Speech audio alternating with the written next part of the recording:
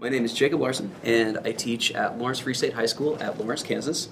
And I teach special education and English. And the student I'm thinking of, I'll call her Mary. This is a student who has some pretty moderate to sometimes severe emotional disabilities, and is rarely very motivated by things. She's threatened to drop out once she turns 18. And is really down on herself sometimes.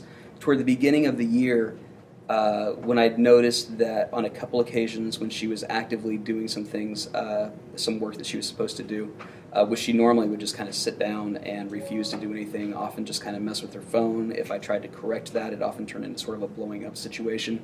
So she had started making making a little effort on a couple things, and I pulled her aside on a couple occasions and did what you really ought to do when you hand a student a token, and said, you know what, I've noticed this, and I noticed that when you do these things, you seem to be a little bit happier and a little bit more proud of yourself, and I just wanted to let you know that I really admire that, and I think that's something that you should continue.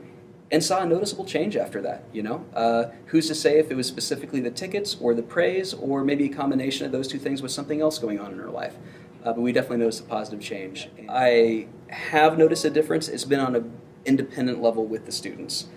The students who are maybe a little bit embarrassed by getting a ticket, if I'm pulling them aside and talking to them one-on-one, you know, if you make your comment about why you're giving them praise sincere, they respond well to that. And you do tend to notice a difference on an independent level. It's pretty easy to recognize positive behaviors and give them to them on the spot. Also, in an English class, I have two paraprofessionals, and sometimes I'll send a signal to one of them, and they'll usually know exactly what I'm talking about, needing praise, and they'll write something up and hand it to them.